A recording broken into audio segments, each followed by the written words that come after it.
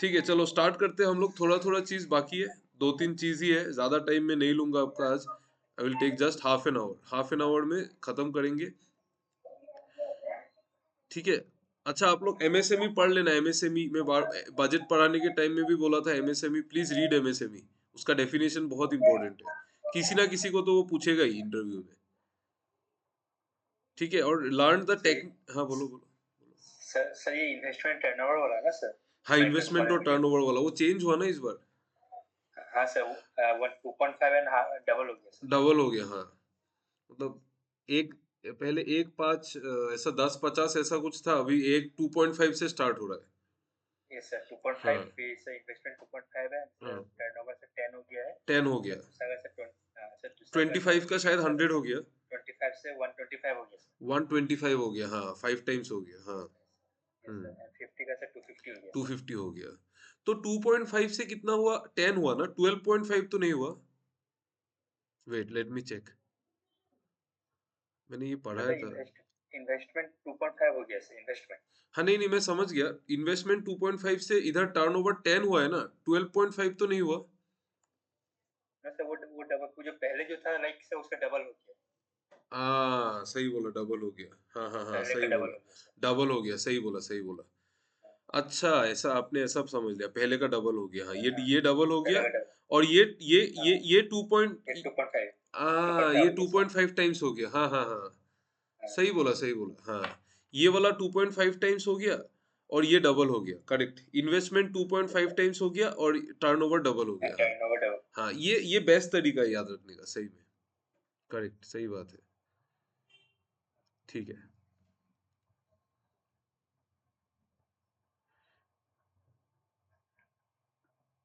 Actually ये सब मैंने एक चीज नोटिस किया है, इंटरव्यू में ना आप कितना गलत सही बोलते हैं, it does not matter. Interview में आपका कॉन्फिडेंस देखते हैं, सिर्फ कॉन्फिडेंस ही देखते हैं आपका, बस। आप कितना कॉन्फिडेंटली, मतलब ऐसा नहीं है कि आप कॉन्फिडेंटली एनपीए भी गलत बोल रहे हैं, वो नहीं है। मतलब एनपीए तो बेसिक चीज है, लेकिन कॉन्फिडेंस देखते हैं बहुत ज्यादा। Stress level stress level. हाँ, स्ट्रेस लेवल देखते हैं, आप कितना स्ट्रेस लेते हैं, आपका आंसर चेंज करने में फ्रीक्वेंसी कितना ज्यादा है। मतलब आप आंसर, अगर आपको मैं कोई क्रॉस क्वेश्चन पूछ रहा हूँ, तो आप क्या करते हैं उस टाइम में? आप अगर आई रोल करके रिकॉल करते हैं, तो उसको समझ में आ जाएगा कि आपने सब रट्टा मार के रखा है। ठीक है, अगर आप ऐसा सोच, एक इंसान को देख के समझ में आता है ना।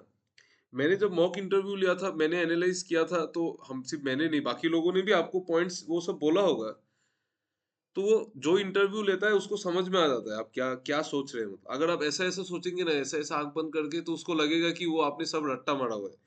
तो उसमें तो आप करेक्ट आंसर दोगे, फिर भी आपको नंबर काट देगा वो। लेकिन अगर आप थोड़ा सा ऐसा, मतलब थोड़ा नॉर्मली सोच के उसको बताओगे फ्रीली, तो वो भी सोचेगा कि हाँ, इस इंसान में दिमाग है, वो अपना दिमाग को फ्रीक्वेंटली चेंज कर सकता है, मतलब। ठीक है।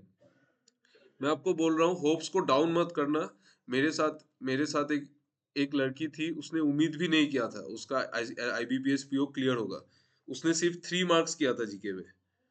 ठीक है, ये मेरा हमारा प्रियम रेखा सैकिया करके एक है, हमारा मतलब हमारा इंस्टीट्यूट का ही है। तो स्टार्टिंग में एकदम, तो उन्होंने मुझे जब बोला था कि 3 मार्क्स का किया था जीके, तो उसका उसका मैथ्स रीजनिंग मतलब गॉड लेवल का है, बहुत अच्छा है, बहुत ही अच्छा है। मैथ्स रीजनिंग और इंग्लिश तीनों ही बहुत अच्छा है। तो उसने क्लियर हो गया था। लेकिन इंटरव्यू उसका सिर्फ 5 नंबर ना 4-5 नंबर की वजह से क्लियर हुआ था, मेंस। लेकिन इंटरव्यू क्लियर हो गया था। ठीक है।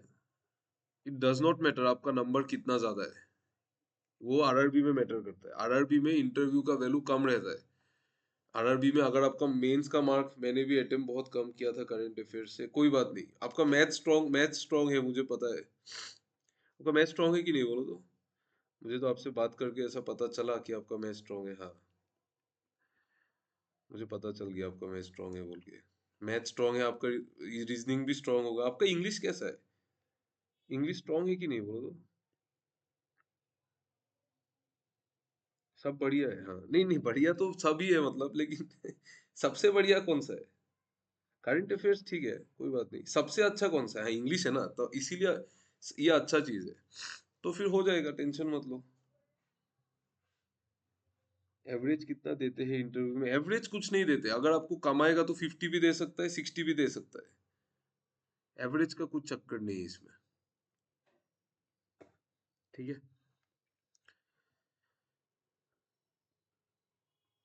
आप लोगों का इंग्लिश अच्छा ही होगा, इसीलिए तो आप लोगों ने मेंस क्लियर किया है। ये तो इंग्लिश के बिना तो होता ही नहीं है मेंस। ठीक है, चलो हम लोग ये सब बात छोड़ते हैं। अच्छा, अभी देखो, हम लोगों ने एनपीए के बारे में पढ़ा, हम लोगों ने सीआरडीआर पढ़ा, बेसल नॉर्म्स पढ़ा, सब कुछ पढ़ लिया, कुछ छोड़ा नहीं है।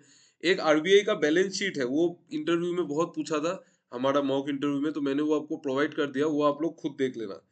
ठीक है, और एक चीज हमने ऑलरेडी हमने जो नहीं पढ़ा है मतलब, ठीक है, वो मैं आपको आज बता देता हूँ। Just 1 minute. अच्छा, आपको पता है ना मॉनिटरी पॉलिसी कमिटी में कितने लोग बैठते हैं?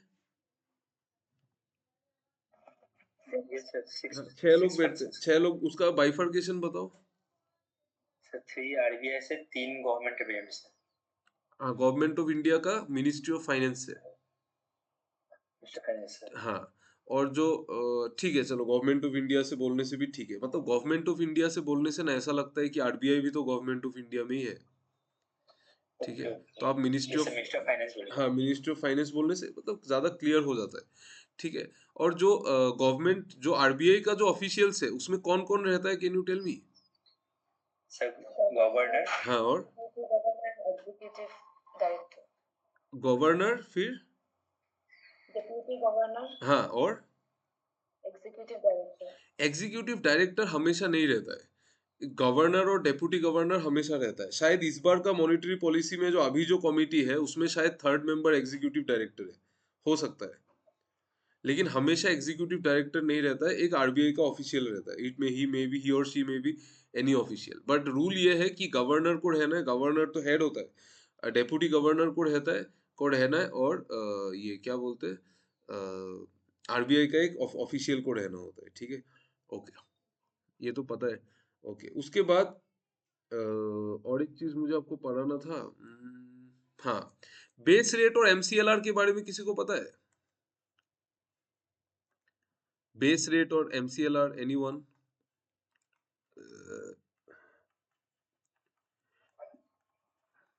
Sir, MCLR sir marginal cost lending rate sir, हाँ, जिसमें मार्जिनल, सर हाँ, बोलो बोलो बोल लो।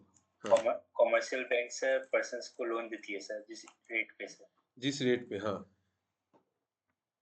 और सर इसी को सर बेस रेट को ही सर, मतलब इसको चेंज करके उसको एमसीएलआर किया गया सर। हाँ, ठीक है, ठीक है, वेरी नाइस। एमसीएलआर और ईबीएलआर क्या है? External benchmark lending rate. इसका इसका फुल फॉर्म तो मुझे भी पता है, मीनिंग समझाओ। अगर आपने बताया है ईबीएलआर, तो आप ईबीएलआर का मीनिंग समझाओ, external benchmark lending rate.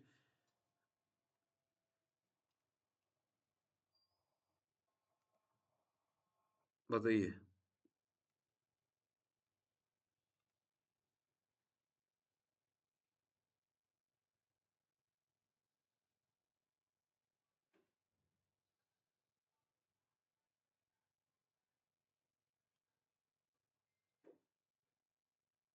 External rate से जुदा, लेंडिंग रेट से जुड़ा, अच्छा, एक्सटर्नल रेट से जुड़ा lending rate set by bank repo rate, जैसे एक्सटर्नल रेट, जैसा एक्सटर्नल रेट मतलब क्या है, देखो अभी एक्चुअली ये क्या है ना, देखो इतना कंफ्यूज मत होना कि कौन सा यूज होता है। अभी आपको कभी भी बैंक में नहीं पूछेगा कि कौन सा यूज होता है, हर एक चीज में अलग अलग चीज यूज होता है। तो जब भी पहले के डेट में, अभी जब, अच्छा आप मुझे एक चीज कॉमन सेंस का बात बताओ कि अगर, अरे यार ये क्या हो गया, जस्ट 1 मिनट। हाँ, हाँ, एक चीज आप मुझे बताओ, अगर बैंक को लोन देना है, ये बेस रेट को छोड़ दो, ठीक है, एक कॉमन सेंस का बात है, अगर बैंक को लोन देना है तो वो की मतलब रेट ऑफ इंटरेस्ट जो फिक्स होगा लोन के लिए, वो किस बेसिस पे फिक्स होगा? Tell me. मतलब आरबीआई गाइडलाइंस, नहीं नहीं नहीं नहीं नहीं, आरबीआई गाइडलाइंस से नहीं, वो तो ठीक है, मतलब जैसे मान लो, अरे आरबीआई गाइडलाइंस से होता तो हर एक बैंक अलग अलग इंटरेस्ट रेट क्यों रखता? एग्जैक्टली exactly, उनको जो खर्चा हो रहा है उसके बेसिस पे वो लोग लोन पे इंटरेस्ट लेंगे ना। सही बात है ना? समझ में आ रहा है ना? जैसे मान लो खर्चा क्या होता है, खर्चा क्या होता है बैंक का?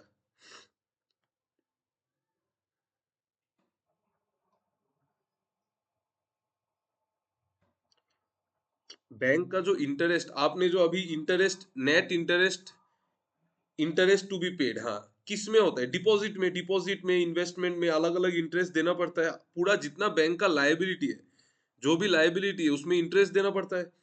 उसके ऑपोजिट अगर मान लो लायबिलिटी में बैंक को इंटरेस्ट 6% देना है, तो लोन में इंटरेस्ट 6% लेना होगा क्या बोलो तो, या फिर क्या होगा, लोन में जो इंटरेस्ट होगा वो 6% होगा क्या? ऑब्वियसली ज्यादा होगा।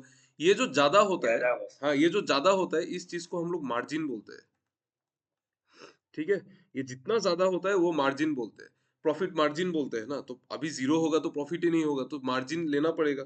तो ये जो है, ये रेट ऑफ इंटरेस्ट डिसाइड होता है, ये क्या बोलते हैं, बेस रेट और एमसीएलआर के बेसिस में। अगर हम बैंक के अंदर ही देखें सिर्फ,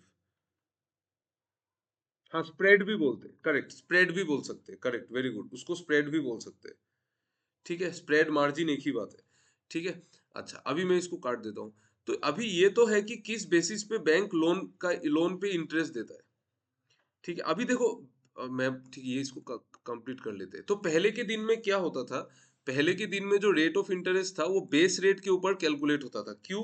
क्योंकि पहले के दिन में मतलब मान लो एमसीएलआर का कॉन्सेप्ट जब से आया उसके पहले बेस रेट चल रहा था। ठीक है, तो बेस रेट में क्या होता था कि जो पुराना जो एफडी और आरडीज है, पुराना जो एफडी और आरडीज है, उस पे जो इंटरेस्ट है, उस पे जो इंटरेस्ट बैंक को देना है, उसके बेसिस पे रेट ऑफ इंटरेस्ट लोन का कैलकुलेट हो रहा था। That was the meaning of calculation by using base rate.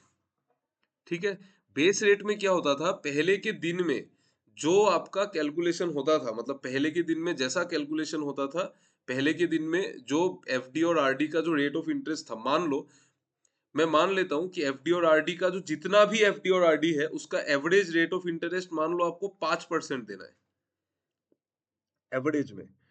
ठीक है, तो बैंक लोन में 7-8% ले लेता था। ठीक है, तो ये जो बेस रेट था, it was dependent on the average cost of lending, average cost of fund, sorry, average cost of funds. Average cost of funds मतलब जो फंड से, सॉरी यार मेरा क्या हो गया ये, अभी ठीक हो गया। जो कॉस्ट ऑफ फंड्स है ना, कॉस्ट ऑफ फंड्स मतलब जो रेट ऑफ इंटरेस्ट है एवरेज में, एवरेज में मतलब जितना भी एफडी वर्ड एफडीआरडी जो भी है पहले का, उसका सारा जो कॉस्ट है जो आपको इंटरेस्ट देना है, उसका एवरेज लेके कैलकुलेट करते थे। तो उससे बेस रेट आता था, and base rate was dependent on the average cost of funds. ठीक है, इसमें एक प्रॉब्लम आया, इसमें क्या प्रॉब्लम आया कि पुराना दिन का जो एफडी था, आपको पता है पहले एफडी में अच्छा इंटरेस्ट देता था बैंक, ये आपको पता है ये चीज? आजकल नहीं मिलता है, हाँ पहले देते थे, इसीलिए तो हमारे मम्मी पापा को अभी भी एफडी पसंद है ना। इसीलिए तो वो लोग सोचते हैं कि एफडी अच्छा है, लेकिन हमको पता है एफडी बकवास है। No use of FD, doing FD कुछ फायदा नहीं है। आप म्यूचुअल फंड में करो, वो ज्यादा अच्छा है। ठीक है, बट हमारे पेरेंट्स को ये लगता है कि एफडी अच्छा है, इसीलिए लगता है क्योंकि उनके टाइम में उनका भी गलती नहीं है, उनको लगता है उनके टाइम में ज्यादा था। तो इससे प्रॉब्लम क्या हुआ ना, इससे प्रॉब्लम ये हुआ कि एफडी में जब ज्यादा रेट ऑफ इंटरेस्ट बैंक देता था, तो एवरेज कॉस्ट ऑफ फंड्स भी ज्यादा निकल के आता था। तो उसके वजह से जो बेस रेट था ना वो भी बहुत ज्यादा आता था, 12-13% पे लोन मिलता था पहले। ठीक है, तो ये एक प्रॉब्लम था, क्योंकि इतना रेट ऑफ इंटरेस्ट अगर लेंगे तो कोई इंसान लोन लेना ही नहीं चाहता था। कौन लोन लेगा, सोचो तो, 12-13%, 12% अगर दे रहा है, कौन लोन लेगा 12-13% रेट में, नहीं लेगा ना। तो उसके वजह से क्या हुआ कि बेस रेट का कॉन्सेप्ट को काट के उन्होंने एमसीएलआर का कॉन्सेप्ट बनाया। एमसीएलआर का फुल फॉर्म होता है marginal cost of funds, marginal cost of funds lending rate, marginal cost of, हाँ marginal cost of funds lending rate, हाँ fund based lending rate, correct, sorry, marginal cost of fund based lending rate, ये मैं बार बार भूल जाता हूँ इसका full form. Marginal cost of fund based lending rate मतलब पहले एवरेज कॉस्ट में लेते थे, तो अभी एमसीएलआर में क्या होता है कि पहले के एफडीज को करेक्ट पकड़ना ही नहीं है। मतलब अभी एमसीएलआर में क्या होता है, करेंट रेट ऑफ एफडीज के ऊपर इंटरेस्ट दिया जाता है, सॉरी लोन का रेट ऑफ इंटरेस्ट फिक्स किया जाता है। समझ में आया? ये जो हो रहा है ये करेंट करेंट डिपॉजिट्स के ऊपर चलता है, एवरेज कॉस्ट ऑफ फंड्स पे नहीं चलता है। करेंट डिपॉजिट्स का जो रेट है उसके हिसाब से मार्जिन लगा के हम ये करते हैं, क्या बोलते हैं, लोन का रेट फिक्स करते हैं। Is it clear? आपको समझ में आया ना? ये देखो तो ये दो चीज देखो तो एक बार, किसी को डाउट है तो पूछ लो। Not clear? क्या डाउट है बोलो तो। ठीक है मैं बताता हूँ, रुको मैं फिर से बता देता हूँ। मतलब क्या हुआ, एमसीएलआर एक बार बेस रेट समझ में आया ना? मान लो कि बेस रेट में एवरेज कॉस्ट ऑफ फंड्स आज तक जितना भी एफडी है, अभी तो बेस रेट नहीं चलता है, आज तक जितना भी एफडी है उसका सारा का रेट ऑफ इंटरेस्ट का हमने एवरेज निकाला। मान लो एवरेज आया, पहले तो एफडी में ज्यादा देता था, तो मान लो एवरेज एफडी में रेट ऑफ इंटरेस्ट एवरेज में 9% आया। ठीक है 9% आया। अभी हमको इस 9% में कोई मार्जिन लगाना है और 12% में रेट ऑफ इंटरेस्ट को फिक्स कर दिया लोन का, that is base rate. Base rate से प्रॉब्लम क्या होता था कि पहले का टाइम का जो एफडीज था वो तो हाई इंटरेस्ट रेट का एफडी था।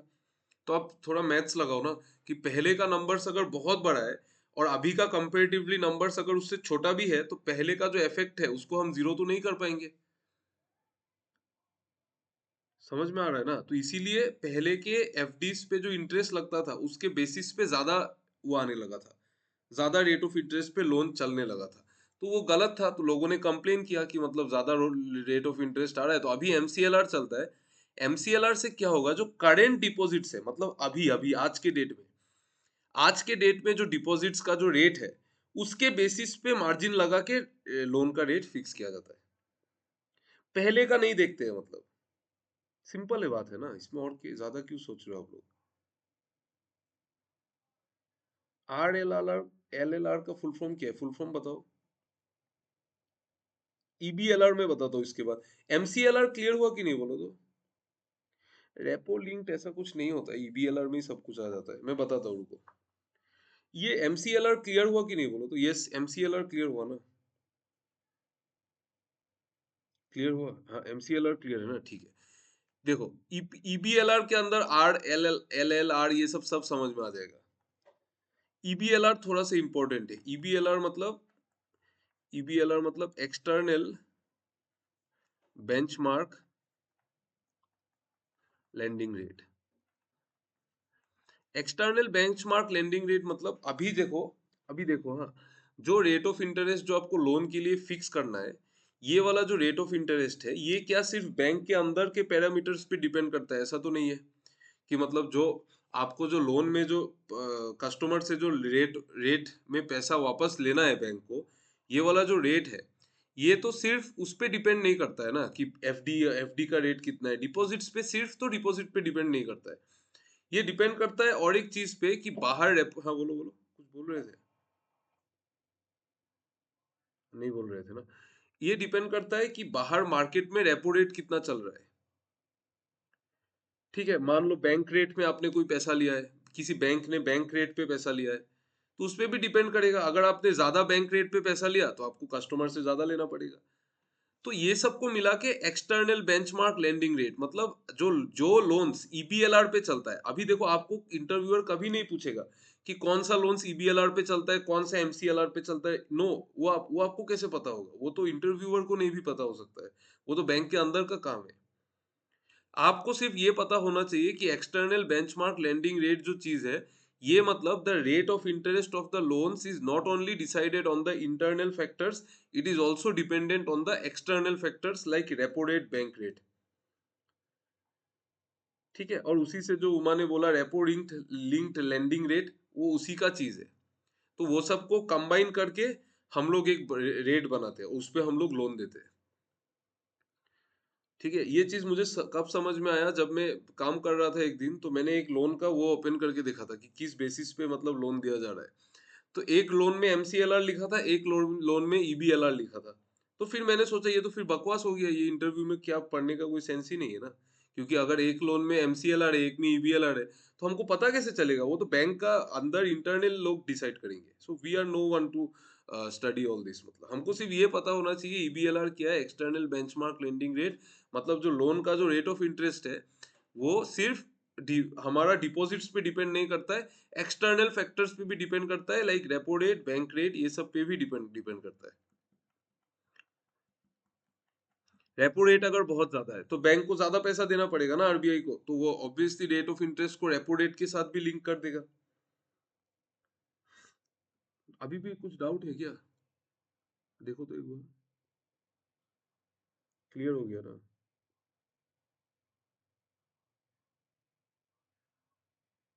नहीं है ना डाउट? ठीक है, ठीक है। चलो, किसी को डाउट है? किसी को डाउट है, you ask me, no problem.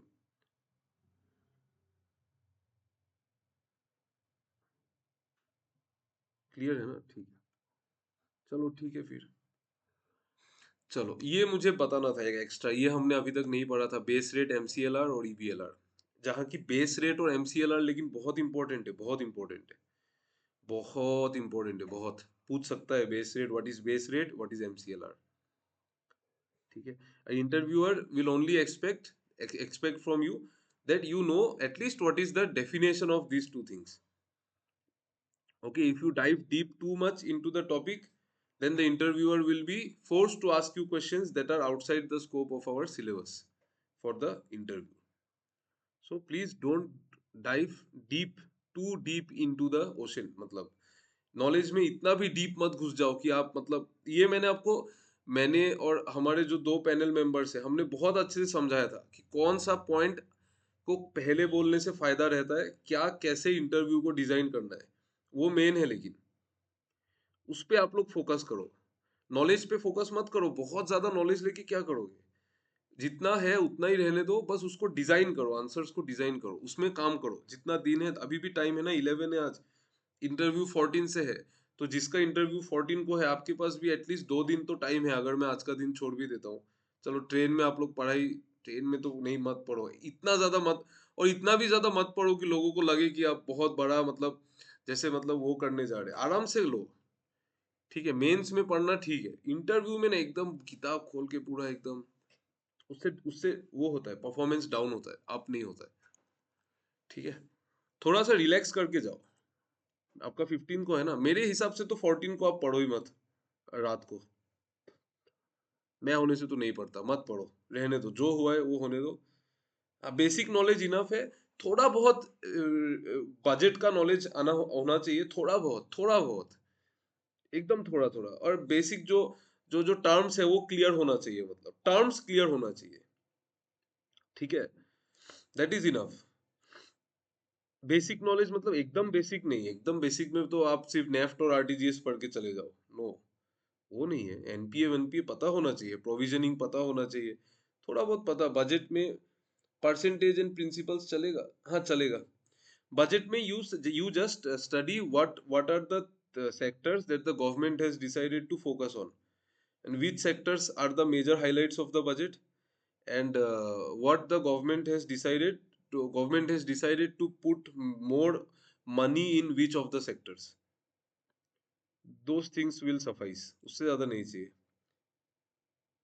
Government schemes versus budget, government scheme में पीएम सूर्या आपने पढ़ा है? पीएम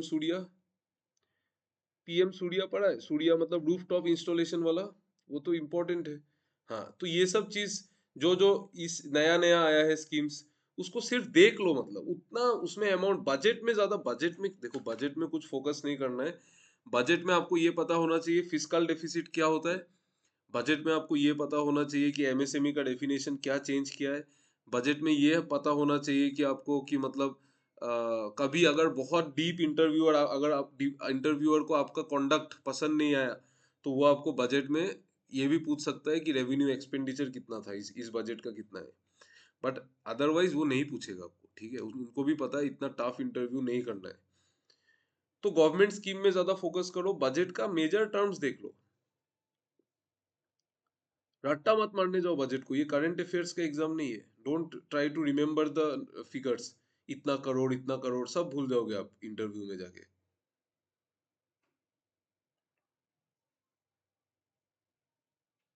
ठीक है, सर ये पूछना था। हाँ बोलो। सर रिसेंटली मैंने क्वेश्चन, मतलब एक सिचुएशन बेस्ड क्वेश्चन मुझे मिला था हाँ बोलो। कि like how will you deal with a customer हाँ who is making political pressure on हाँ, ये क्वेश्चन है। पॉलिटिकल यू, ये प्रेशर अगर, सिचुएशन बेस्ड। हाँ देखो, पॉलिटिकल पॉलिटिकल प्रेशर मतलब, आप थोड़ा क्वेश्चन को और समझाओ, तब मैं आपको बोल सकता हूँ। सर कोई कस्टमर है सर जिसको हम्म लाइक जल्दी काम चाहिए उसको कि मैं जाऊँ तो उसको जल्दी काम हो जाए, हम्म तो इसकी वजह से वो सर अपना आइडेंटिटी देने लगता है कि सर मैं इस आदमी का लाइक रिलेटिव हूँ या वो पॉलिटिकल पर्सन मेरा जान पहचान का है, मेरा काम हम्म करके दो। बट सर ये तो है कि जो उससे पहले आया उसका काम पहले जल्दी करेंगे ना सर। हाँ, ऑब्वियसली जो पहले आया है उसका काम जल्दी करेंगे। हाँ, लेकिन अगर आपको अभी किसी किसी को ऐसा भी फंसाता है, पता है, कि अगर मैनेजर ने आपको बोला है कि इसका काम आप जल्दी करो, तब आप क्या करेंगे? या लोन देना भी विथ लेस सिक्योरिटी। देखो, लोन देने का जो डिपार्टमेंट है वो हमारा नहीं होता है, लोन तो ऊपर से दिया जाता है। ठीक है, आप जो भी करो, आपको जो भी हो जाए, आप कभी भी लोन दे नहीं पाओगे। हाँ, जो वो आरबीओ वगैरह ऊपर का ऑफिस से लोन सैंक्शन होके आता है, फिर लोन जाता है आगे। ठीक है, तो वो तो हम डिसाइड नहीं करेंगे कि सिक्योरिटी इनफ है कि नहीं, आपको बस वो प्रोसेस करके उसको भेज देना है। अगर आपके पास बहुत ज्यादा प्रेशर आ रहा है, पॉलिटिकल प्रेशर, कि आप लेस सिक्योरिटी में भी लोन दे दो, तो आप मैनेजर से एक बार बात करेंगे। अगर मैनेजर बोल रहा है कि इसको आगे प्रोसीड करना है, तो हम ऑब्वियसली प्रोसीड करेंगे। आप अगर इस साइड में बोल दोगे कि प्रोसीड नहीं करूंगा मैं हमेशा सत्यवादी बन के, तो उसमें तो कुछ सॉल्यूशन नहीं निकलेगा। मैनेजर फंसा दे सर तो तब तो फंसा ही सकता है, तब तो क्या कर सकते हो? हाँ, बोलो। मतलब सर ये है कि ऐसे सिचुएशन में हायर अथॉरिटी से सर पहले करेक्ट, मतलब डिस्कस करना चाहिए। करेक्ट। हाई, क्योंकि पता है हायर अथॉरिटी के पास ही वो रहता है, मतलब क्या बोलते हैं उसको। सर डिसीजन हाँ, आप अथॉरिटी रहता है। डिसाइड कर सकते हैं। हाँ, यस। हाँ, उनके पास ही। और पकड़े गए फिर पलट जाए, इतना इतना मत सोचो आप। देखो ये ये। सर और एक सिचुएशन, हाँ, हाँ बोलो सर बोलो बोलिए। बोलो, नहीं नहीं, बोलो। हाँ सर और एक सिचुएशन मिला था ना कि सर हाँ एक कस्टमर लाइक जो टाइम बैंक का जो वर्किंग टाइम होता है वो 10 AM to 4 PM तक होता है, ठीक है। हाँ हाँ पर सर एक कस्टमर आता है 4 PM के बाद कि मेरा मेरे पास एक चेक है, हाँ उसको कैश में कन्वर्ट कर मुझे कैश चाहिए मतलब। हाँ, बट वो वर्किंग आवर तो सर क्रॉस हो गया, 4 बजे के बाद तो सर नहीं कर सकते वो काम। नहीं कर सकते, हाँ। बट वो रिक्वेस्ट कर रहा है कि सर मैं ऐसे मेडिकल में मुझे पैसे देने हैं, मेरे कोई रिलेटिव एडमिट है हॉस्पिटल में, हम्म मुझे पैसे चाहिए और हम्म ज़रूरत है। उस टाइम सर आप क्या करेंगे? हाँ, आप उसको उस टाइम पैसे पे देंगे? उस टाइम पे क्या कर सकते हैं? देखो, एक तो चीज है कि अगर ऑफिस में क्लरिकल स्टाफ है, तो आप लोग उस ट्रांजैक्शन को इनिशिएट कर सकते हैं। ऐसा तो कुछ नहीं है कि इनिशिएट तो कभी भी कर सकते हैं, अगर, लेकिन प्रोवाइडेड अगर आपका जूनियर स्टाफ है, क्योंकि आप तो ऑफिसर है तो आप इनिशिएट नहीं करोगे, आप तो अप्रूव करोगे। ठीक है, आपको बैंक में आपको उसका सिस्टम पता है ना। Two two two factor system होता है, मेकर चेकर। ये पता है आपको, मेकर चेकर वाला कॉन्सेप्ट? नहीं पता? समझ में। देखो, जो जो क्लरिकल स्टाफ होता है ना, वो मेकर होता है। मेकर मतलब जो सिस्टम में, हाँ, मेकर इज क्लर्क, हाँ। जो क्लरिकल स्टाफ होता है वो मेकर होता है। तो मेकर मतलब वो सिस्टम में एक एंट्री डालेगा। सपोज आपको चेक से ट्रांजेक्शन करना है, तो वो चेक डालेगा सिस्टम में, चेक का नंबर वंबर डालेगा, नेफ्ट में जाएगा, नेफ्ट डाल देगा, या फिर आरटीजीएस, किसी में भी डाल सकता है, नेफ्ट आरटीजीएस किसी में भी डाल सकता है। चेक का नंबर डालेगा, थ्रो चेक मारेगा, फिर वो आपको आरटीजीएस डाल रहा है सपोज, तो वो आरटीजीएस को इनिशिएट कर देगा, फिर आप ऑफिसर है, आप इसको अप्रूव कर दोगे, हो गया। तो अगर आपके पास चेक है, तो फिर अगर उसको पेमेंट चाहिए, ठीक है, कैश पेमेंट चाहिए, तो उस आरटीजीएस से नहीं होगा, तब कैश पेमेंट से वो हो जाएगा मतलब। लेकिन उसके लिए क्लर्क को रहना जरूरी है। अगर आपको फिर इंटरव्यूअर ने ये पूछा कि अगर क्लर्क नहीं है तब आप क्या करोगे, तो तब हम लोग उसको कुछ नहीं कर सकते। नथिंग कैन बी डन ना। आप क्लर्क का अकाउंट, आपको ये पता है ना, हम बैंक में, मतलब मैंने तो, मतलब मुझे बाकी बैंक्स का मुझे इतना आइडिया नहीं है, ठीक है, लेकिन मैंने एसबीआई में काम किया है तो मुझे उसका आइडिया है। मतलब एक ये थंब इम्प्रेशन देके आप अपना अकाउंट, मतलब अपना आपका जो सिस्टम है वो सिर्फ आपका थंब से खुलता है। ठीक है, तो आप तो क्लर्क का सिस्टम ही नहीं खोल पाओगे, आप अपना थंब से कैसे उसका सिस्टम खोलोगे? ठीक है, बहुत इंटरनल मैटर्स है। अभी देखो, ये भी है कि कैपेबिलिटी लेवल चेंज करके काम कराया जा सकता है, लेकिन ये सब आप लोगों को पता नहीं होना चाहिए ना एक्चुअली, तो मतलब, क्योंकि अभी देखो जो काम करके आया उनको ही ये सब पता होगा। तो अभी अगर आप उस लेवल में उस्तादी मार दोगे तो आपका नंबर भी तो काट सकता है वो, कि आपको इतना कैसे पता, मतलब वो भी पूछ सकता है, ज्यादा नॉलेज भी खराब है। हाँ आप बोल देना। मतलब इसमें से हाँ, बोलो बोलो, हाँ बोलो बोलो। मतलब सही सही ये चेक करने के लिए सोचा था ना कि आप अगर बैंकिंग आवर्स की बात करते हैं तो वो सही भी नहीं है कि आप हाँ बैंकिंग के बाद किसको दे रहे हो, वो सही नहीं है। हाँ, और नहीं, अगर आप कर दिए। हाँ, नहीं नहीं, इसमें आपका आपका जनरल इंटेलिजेंस चेक कर रहा है कि आप मतलब कस्टमर को घुमा के भेजोगे कि नहीं, ये चेक कर रहा है। आप क्या करोगे मतलब, ये कोई है। डिसीजन मेकिंग, हाँ, उसका डिसीजन डिसीजन मेकिंग, हाँ मेकिंग। Exactly decision making. कोई लोग है, वो लोग डायरेक्ट बोल देंगे कस्टमर को भेज देंगे, तो उनको भी भेज देंगे इंटरव्यू से। ठीक है, कोई लोग है, ऐसा भी है पता है, जो लोग डायरेक्ट बोल देंगे कि नहीं कस्टमर को भेज देंगे, कल आने बोलेंगे। ऐसा नहीं है। सिचुएशन का सीरियसनेस के ऊपर काम करना होता है हमेशा इंसान को। अगर उसका हॉस्पिटल वाला काम है तो आप क्यों भेजेंगे उसको, आप देखो क्लर्क है कि नहीं। अगर क्लर्क है ऑफिस में तो आप काम करा दो, क्या प्रॉब्लम है। और अगर नहीं है तो आप उसको दूसरा कुछ एटीएम वगैरह कुछ एक दूसरा कुछ मैनेज करने को ट्राई करो मैनेजर से मिलके। फिर भी नहीं होता है तो फिर कुछ और करेंगे, तब तो मतलब नेक्स्ट डे ही करना पड़ेगा तब तो। ठीक है, ओके। डिसीजन मेकिंग चेक होगा इंटरव्यू में। इंटरव्यू इज ऑल अबाउट उसके बारे में ही है। ठीक है, अच्छा रुको, मैं आपको और एक चीज बता देता हूँ। अच्छा अभी देखो, एनपीए जब होता है तो एनपीए होने का क्या क्या रीजन है, can you tell me what are the reasons behind NPA. मतलब क्यों। सर पहला सर जो हाँ बोलो बोलो बोलो। पहला सर जो जो जो पर्सनल लोन लिया है सर, वो रिटर्न करने के उस कंडीशन में नहीं है, उसका फाइनेंशियल कंडीशन खराब हो सकता है, या फाइनेंशियल ऐसा भी हो सकता है कंडीशन जो खराब हो सकता है मतलब, नहीं नहीं नहीं, आप लोग थोड़ा सा विलफुल डिफॉल्ट किसने बोला। हाँ ये, हाँ सही है। मतलब देखो, मैं नहीं बोल रहा हूँ कि रट्टा मारना है, लेकिन मतलब ये सब चीज वो है, मतलब डिवाइड किया ही हुआ है ऑलरेडी।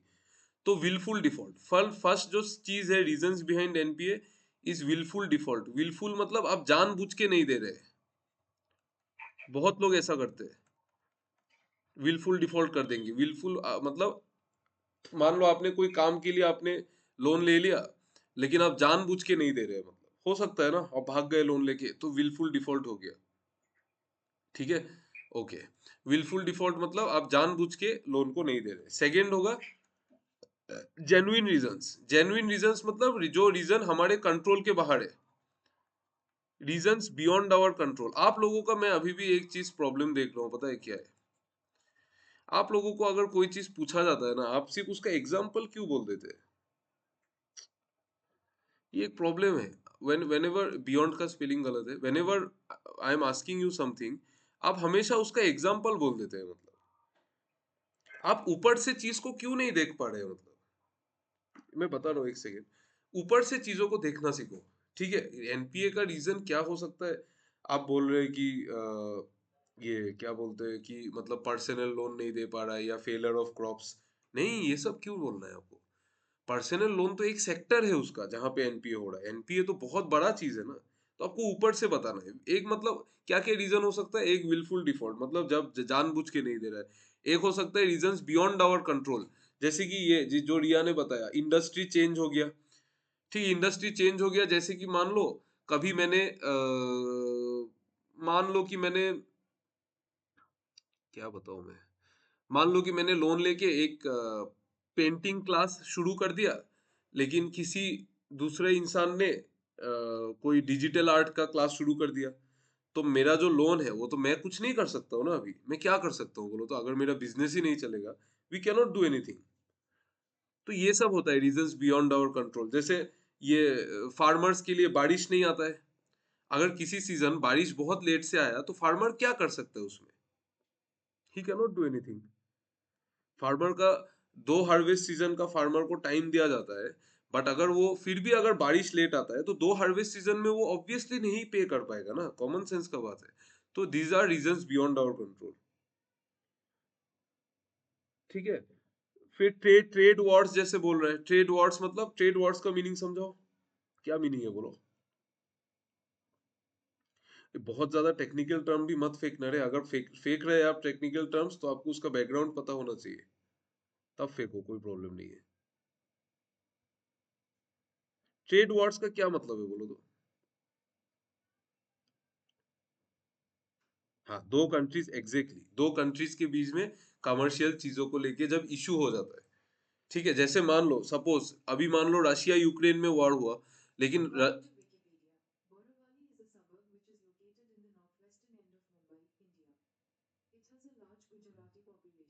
कहाँ से कैच कर लिया, मतलब क्या होता है कि मतलब मान लो जैसे रशिया और यूक्रेन में वॉर हुआ था, उसके वजह से रशिया और यूक्रेन का नेबरिंग कंट्रीज को बहुत प्रॉब्लम हुआ था। उस टाइम से मान लो वॉर से जस्ट पहले किसी ने अगर लोन ले लिया होगा तो उसका तो हालत खराब होगा ना, जबकि उसका उसमें कोई कंट्रोल ही नहीं है ना। जो बिजनेस का वेरी नेचर है, बिजनेस का नेचर ही ये है कि आप जिस चीज के लिए लोन लोगे उसका डिमांड तो होना चाहिए, नहीं तो बिजनेस डूबेगा ही। Is it clear? आपको समझ में आ रहा है ना? These are the reasons behind our beyond our control. हाँ, समझ में आ गया ना? ठीक है। फिर थर्ड होगा आपका फ्रॉड। फ्रॉड मतलब फ्रॉड कैसे हो सकता है? जैसे मान लो आपने कोई काम के लिए लोन लिया, कोई दूसरा कुछ कर लिया। ये तो बहुत कॉमन है। लोग पर्सनल लोन लेके घर बना देते हैं। हाँ, बट वो फ्रॉड नहीं है। हाँ, malicious intention diversion of funds. हाँ, करेक्ट। मैंने जो बात को एक एक सिंगल वर्ड में बोला, उसने रिया ने उसको 5 वर्ड में बोल दिया, बट बात उस वही फ्रॉड का मतलब ही वो है, मेलिशियस इंटेंशन। ठीक है, क्लियर है ना? किसी को डाउट है क्या? बोलो तो। Anyone who is having doubt here? और 2-3 चीजें फिर खत्म करेंगे। क्लियर है ना? ठीक है। और एक चीज है, अभी और एक चीज है, ये हमने नहीं पढ़ा। जब लोन एनपीए हो जाता है तो उसको रिकवर करने के लिए क्या क्या कर सकते हैं? बोलो, आप लोग बताओ मुझे।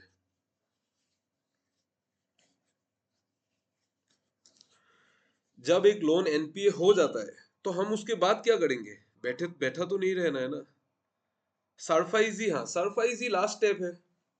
सरफाइजी से सर पहले पहले सर पहले तो कस्टमर को बुला के सर वो क्या वो तो कॉम्प्रोमाइज करवा सकते हैं कि तुम टाइम ज्यादा ले लो हाँ या पैसा जितना हो सकता है उतना दे दो, हाँ, तो मतलब वो कर सकते कॉम्प्रोमाइज हैं, जो है, कॉम्प्रोमाइज कर लो। कॉम्प्रोमाइज कर लो। हाँ, और और अगर कस्टमर नहीं मिलता है, जनरली कस्टमर नहीं मिलता है, तो हम लोग उसके रिलेटिव से बात कर सकते हैं।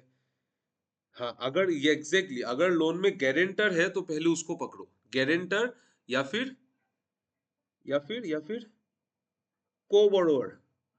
को बोरोवर भी होता है।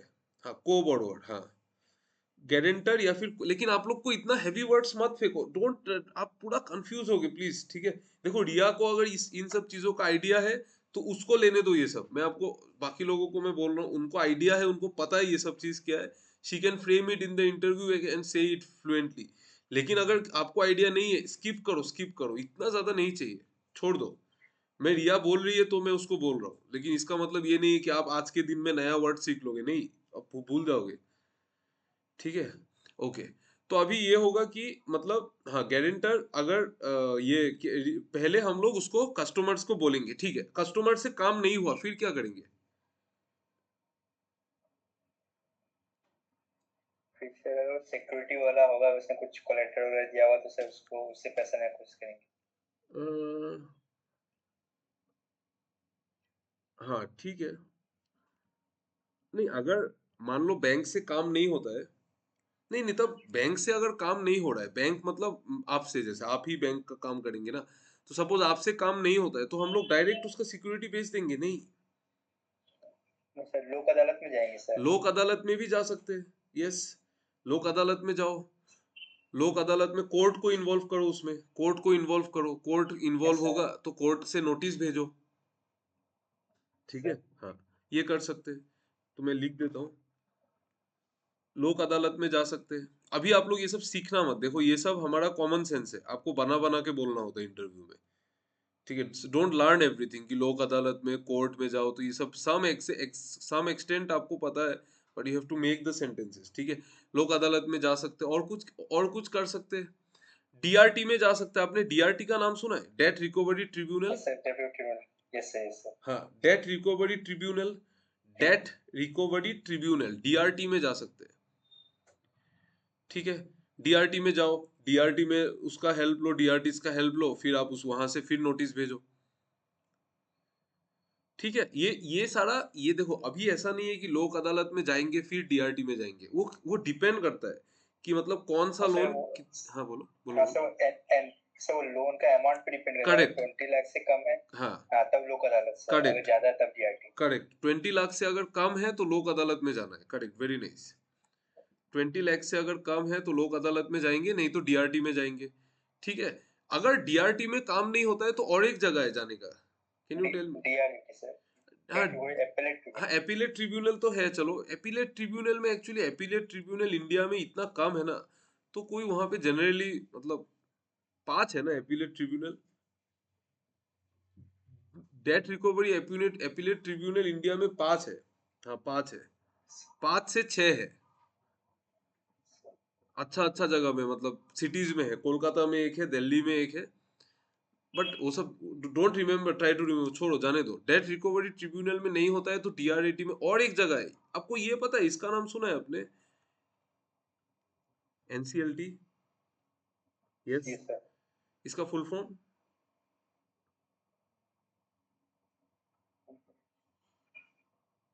Yes, national company law tribunal. National company law tribunal में जा सकते हैं, ठीक है। अच्छा मैं पहले आपको ये, ठीक है, ये भी एक अलग चीज है, इसमें भी जा सकते हैं, लेकिन इसमें बैंक ज्यादा नहीं जाता है। क्यों पता है? क्योंकि ये एक ऑर्गेनाइजेशन है, इनको सिर्फ बैंक का पढ़ा हुआ नहीं है, ये लोग हर एक कंपनी को देखना चाहते हैं। मतलब हर एक कंपनी में अलग अलग तरीके का डिस्प्यूट्स होता है, जहां से कंपनी का पैसा आना होता है, नहीं आता है, ये सब कुछ देखते हैं। ये लोग सिर्फ डेट नहीं देखते। डेट रिकवरी ट्रिब्यूनल सिर्फ डेट रिकवरी को ही देखता है, लेकिन एनसीएलटी सिर्फ डेट को नहीं देखता है, उनका कंपनी को लेके जो जो बाकी वाकी है सब कुछ देखना है। कि मान लो हर एक फंड नहीं आना, डेट नहीं हो सकता है ना, कुछ और भी हो सकता है। तो वो सब वो कॉन्सेप्ट है मतलब इसमें, ठीक है। तो एनसीएलटी में बैंक ज्यादा नहीं जाता है, क्योंकि एनसीएलटी बैंक्स का जो रिकॉर्ड है वो बहुत खराब होता है रीपेमेंट का, मतलब कि उनके बैंक में पैसा एनपीए से रिटर्न आना बहुत रेयर है। तो इसीलिए एनसीएलटी प्रेफर नहीं करता है कि कोई बैंक उसके पास आए, मतलब, ठीक है। तो एनसीएलटी को हम लोग काउंट नहीं करते। इंसॉल्वेंसी बोर्ड में, इंसॉल्वेंसी और बैंक्रप्सी कोड उसका बात बोल रहे हैं ना? हाँ सर ये भी तो कर सकते हैं सर, एसेट ARCL में भी तो सर जा सकते हैं। हाँ, सर एआरसीएल में क्रेडिट बताऊंगा नोट से। बताऊंगा, मैं बता रहा हूँ, wait wait wait. Insolvency and bankruptcy court के अंदर ही तो ये सब आता है, उसको अलग से, मतलब वो तो कुछ वो नहीं है ना, वो कोई मेथड थोड़ी है। वो तो इंसॉल्वेंसी और बैंक्रप्सी कोर्ट के अंदर ही काम सब होना है। वो तो यार वो अलग चीज है ना, वो तो मेथड ऑफ रिकवरी नहीं है, ठीक है। ओके, फिर उसके बाद अगर फिर भी काम नहीं हो रहा है, तो हमको सरफाइजी करना है। सरफाइजी, ये लास्ट स्टेप है। सरफाइजी ये कब आया था? सरफाइजी एक्ट 2002 के तहत। सरफाइजी का फुल फॉर्म बहुत टफ है, बहुत टफ है, इसको इंटरव्यू के आगे तक देख के जाना, नहीं तो आप लोग अगर पूछ लिया तो भूल जाओगे। बहुत टफ है। मैं आपको बताता हूँ सरफाइजी का फुल फॉर्म, यू राइट, मुझे भी याद नहीं है, देखना पड़ेगा। सर सिक्योरिटी एसेट रिकंस्ट्रक्शन, सिक्यू हाँ, बोलो। फाइनेंस फाइनेंस सर, इन्फोर्समेंट से याद था सर। अरे वो ऐसा ही है, सर सिक्योरिटी नहीं है, the securitisation and reconstruction of financial assets and enforcement. Enforcement of security interest act 2002, ठीक है। अगर आपको अभी समझ में नहीं आया, आप गूगल में देख लो। सिक्योरिटी, मैं इसका मीनिंग समझा देता हूँ, देखो। इसके पहले जो जो वो था ना, जो रिकवरी का जो स्टेप्स था, इसके पहले मतलब वहां पे हमको किसी का हेल्प लेना पड़ता था। मान लो आपको कोर्ट का हेल्प लेना है, मान लो आपको लोक अदालत, टीआरटी डीआरएटी का हेल्प लेना है, लेकिन अगर इन सब से भी काम नहीं होता है, तो सरफाइजी एक्ट के तहत ये बोला जाता है कि बैंक को विदाउट कोर्ट हम नोटिस इशू कर सकते हैं अगेंस्ट द बोरोवर। ये आप अगर बोल दोगे ना, तो ये काफी है, मतलब इंटरव्यूअर विल नो कि आपको नॉलेज है, मतलब। सरफाइजी में without the intervention of the court काम हो जाता है, कोर्ट नहीं चाहिए उसमें।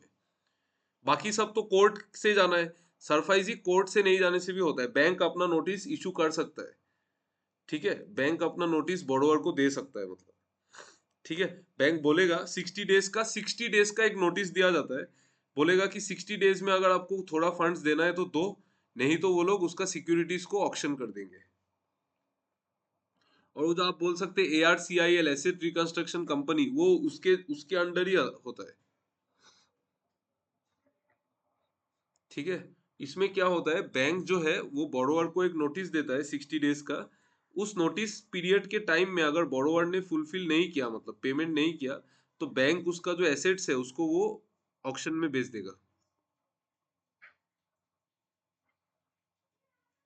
सर ये हाँ, सरफेस लेकिन सर वो एग्रीकल्चर पे नहीं एग्रीकल्चर काम, लैंड पे से अप्लाई नहीं होता है? नहीं होता नहीं होता ना? है, नहीं होता है। एग्रीकल्चरल लैंड पे अप्लाई नहीं होता है। ठीक है। मतलब सर इसमें एग्रीकल्चर के लिए अगर लोन लिया है सर तो उस हम्म। पे सरफेस अप्लाई नहीं होगा? नहीं एग्रीकल्चरल, नहीं नहीं नहीं नहीं नहीं, एग्रीकल्चर लोन नहीं, एग्री सिर्फ एग्रीकल्चरल लैंड के लिए। मतलब कोलेटरल में एग्रीकल्चर लैंड दिया उसने तो। हाँ मतलब अगर मान लो आप मतलब किसी का लैंड ऑक्शन नहीं कर सकते, बेसिकली यही बोल रहा है। अगर उसने कोलेटरल में मान लो अपना लैंड का पेपर गिरवी रखा है, तो आप उसको ऑक्शन नहीं कर दे सकते सरफाइजी में। ये 2002 का है, ये भी याद रख लेना एक बार बस, नॉट सो मच। और ये तो आप लोग जो बोल रहे थे एआरसी के बारे में, एक और चीज पे नहीं होता ना शायद, और क्या चीज है मुझे तो याद नहीं आ रहा है। एग्रीकल्चरल लैंड तो मेरे को पता है।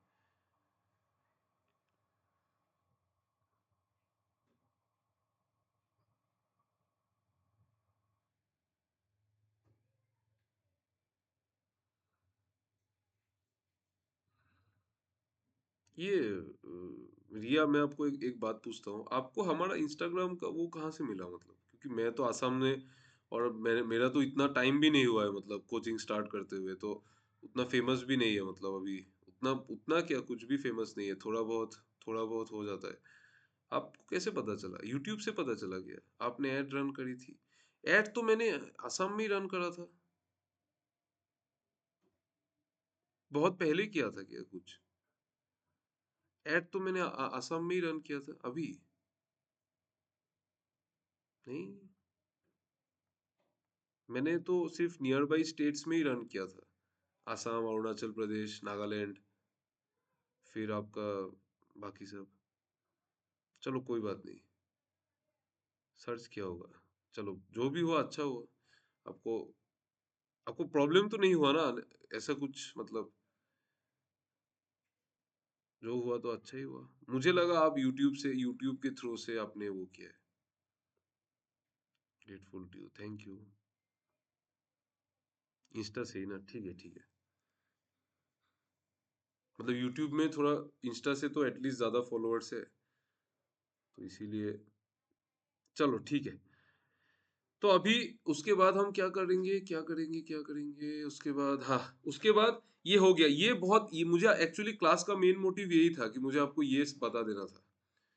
ठीक है चलो, इसके बाद और एक चीज है कि एनपीए में कुछ कुछ मेजर, मतलब एनपीए, उसमें क्या बोलते हैं, मतलब एनपीए से बचने के लिए कुछ कुछ मेजर मेजर इम्प्रूवमेंट्स आया है बैंकिंग सिस्टम में।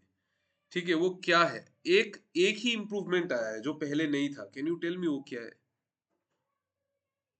एनपीए को कम करने के लिए बैंकिंग सिस्टम के अंदर मतलब एक ही चीज इंट्रोड्यूस हुआ है जो पहले नहीं था। Sir provision. Provision, very good. आपको कैसे पता? आपने पढ़ा है ये चीज या लॉजिक से बताया? हाँ सर, मुझे जैसे मैंने पढ़ा था कि लाइक इसको जब लोन देते हैं ना तो सर अगर लगता है हाँ कि इसमें इतना रिस्क है तो उसके लिए अलग से प्रोविजन करके रखते हैं सर। हाँ, नहीं नहीं, ये तो ठीक है, लेकिन आपने, ये तो सबको पता है यहाँ पे, लेकिन आपने ये कैसे बताया कि ये चीज पहले नहीं था और अभी आया है? गेस किया क्योंकि सर गया। इसको ना एक, हाँ सर गेस किया कि एक ही पढ़ाई है मैंने कि एनपी के रिलेटेड हाँ, प्रोविजन होते एक हैं। ही चीज है, वेरी गुड, करेक्ट।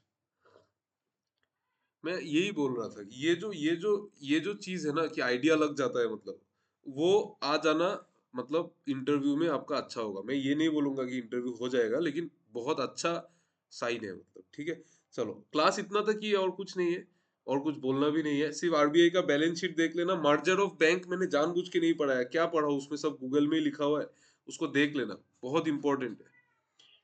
ठीक है, और एक चीज, अगर इंटरव्यूअर नहीं पूछता है तो आप अपना आरआरबी पीओ का रिजल्ट के बारे में उनके सामने मत बोलना। अगर वो नहीं पूछता है तो मत बोलना, मैं बार बार बोल रहा हूँ।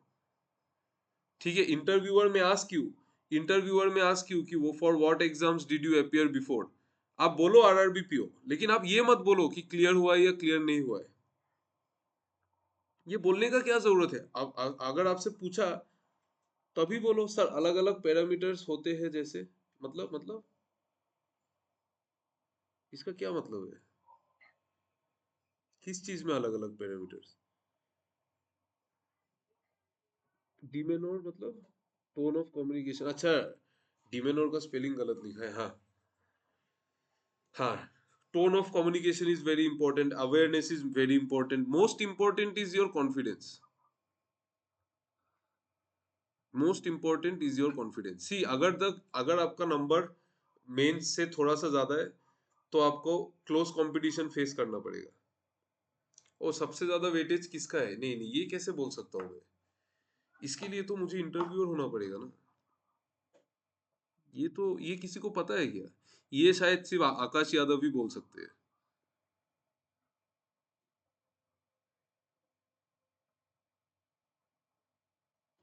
ये आकाश यादव आकाशवाणी ही बोल सकते हैं। ये तो हमको नहीं पता है, ये किसी को ये पता नहीं।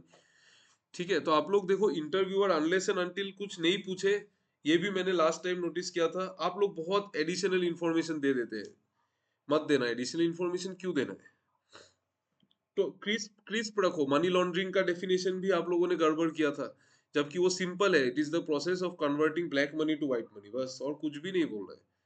थ्रू द फाइनेंशियल सिस्टम, बस, और कुछ नहीं है। ठीक है। सो प्रॉब्लम क्या हो रहा है, आप लोग मतलब व्हाट यू आर डूइंग, कि आप लोग मतलब सर इंट्रो में फैमिली के बारे में, नहीं नहीं नहीं, मत बताओ मत बताओ, फैमिली के बारे में मत बताओ। इंट्रो में स्कूल के बारे में मत बताओ, आपने क्लास 10 और 12 कहाँ से पास किया है मुझे नहीं जानना है, क्योंकि अगर आपने ग्रेजुएशन किया है तो आपने 12 पास किया ही होगा। 10 और 12 कहाँ से किया है, नॉट रिक्वायर्ड। आप कहाँ, आपका नाम क्या है, आप कहाँ से बिलोंग करते हैं, आपने ग्रेजुएशन कहाँ से किया है, अगर मास्टर्स किया है तो वो कहाँ से किया है, और लास्ट में आप एडिशनल बोल सकते हैं कि and I think I am suitable for the banking industry. तो उससे क्या होगा कि आपका जो इंटरव्यू है वो बैंकिंग लाइन में चलते रहेगा, मतलब तो आप सेफ रहोगे। उस तरीके से बोल सकते हैं। और डिग्री पे ध्यान नहीं दिलाना हो तो, डिग्री पे ध्यान नहीं दिलाना हो तो, लाइक सर ये पूछेंगे कि सब लाइक अपने सब्जेक्ट को मेंशन करेंगे क्या सर कि इस सब्जेक्ट में मैंने किया है? नहीं नहीं नहीं, बीएससी और एमएससी बीकॉम एमकॉम भी बोल सकते हैं। सही सही है, बीएससी एमएससी बीकॉम एमकॉम बोल सकते हैं। डिग्री पे ध्यान नहीं दिलाने का यही तरीका है, और क्या कर लोगे आप? आपका ग्रेजुएशन तो बोलना ही पड़ेगा ना, बीए है या बीकॉम है, बीएससी है, बीटेक है, क्या है।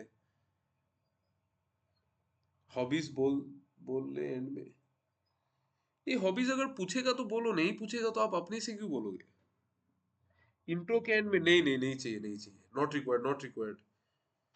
नहीं नहीं नहीं नहीं नहीं, कुछ भी नहीं बोलना है। इंट्रो में मिनिमम इंट्रोडक्शन देना है, ताकि आपको सिर्फ आपका मतलब आपके बारे में आप उतना मत बताओ ना इंटरव्यूअर को, तब तो वो खोदेगा ना। आप ऊपर ऊपर से बताओ उसको। ठीक है। और एक, अगर आपको ग्रेजुएशन स्किप करना है तो आप मास्टर्स डिग्री के बारे में बोल सकते हैं।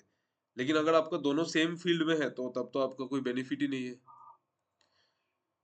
जैसे कोई कोई क्या होता है, इंट्रोडक्शन एंड सर, अगर आपको क्वेश्चंस पता चले अभी के इंटरव्यूज के तो आप बताएंगे ग्रुप में?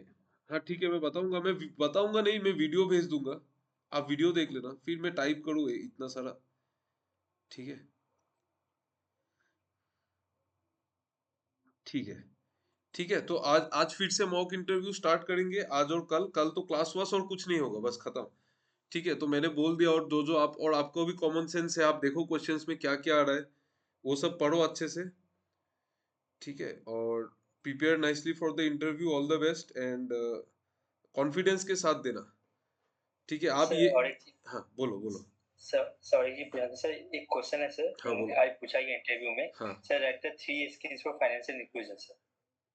क्या तो बोला? Three three? एक तो 3 scheme for financial inclusion. Three scheme? Scheme के बारे में यस पूछ सर, रहे हैं? स्कीम। हाँ हाँ हाँ हाँ। तो सर हाँ, तो सर एक पीएमजेडीवाई तो सर हो गया सर, और दूसरा क्या बोलिए? फाइनेंशियल इंक्लूजन के लिए थ्री स्कीम पूछा है उसने? हाँ हाँ सर। ओ माय गॉड, ये कैसा क्वेश्चन है? थ्री स्कीम्स फॉर फाइनेंशियल, एक तो पीएमजेडीवाई है, हाँ वो तो सबको पता है, सबका अकाउंट बनाना है। ये भी सर, तब तो और क्या बोले?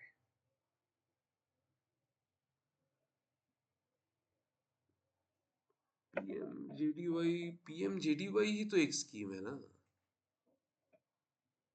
हाँ वही सर, एक्चुअली मुझे भी सर यही समझ में नहीं आ रहा था, मतलब एक्चुअली कि एक्चुअली पता है, which group are you in Saket, if I may ask Telegram, wait wait wait, मैं ये वो आप लोग आपस में बाद में आपने में बात कर लेना।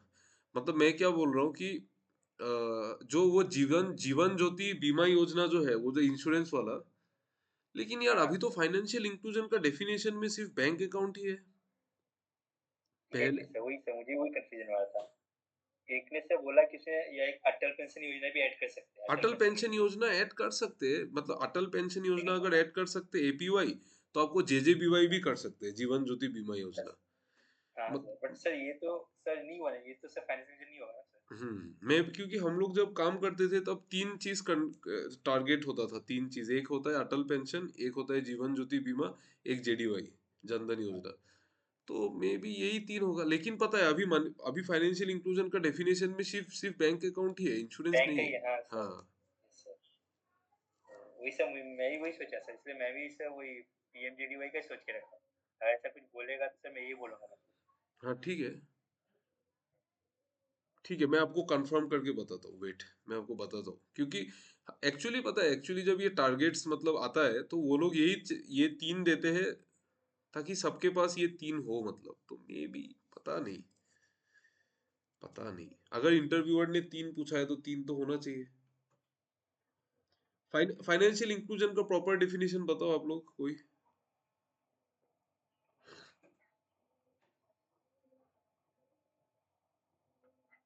बताओ बताओ बताओ।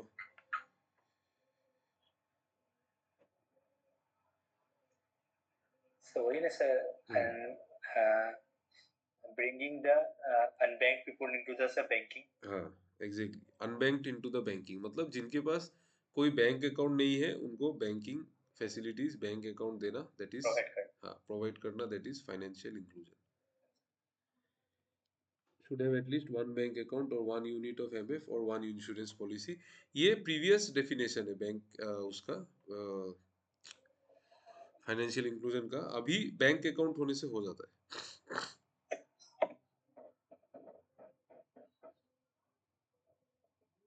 ठीक है, बस, और कुछ है तो बोलो, कुछ भी नहीं है ना।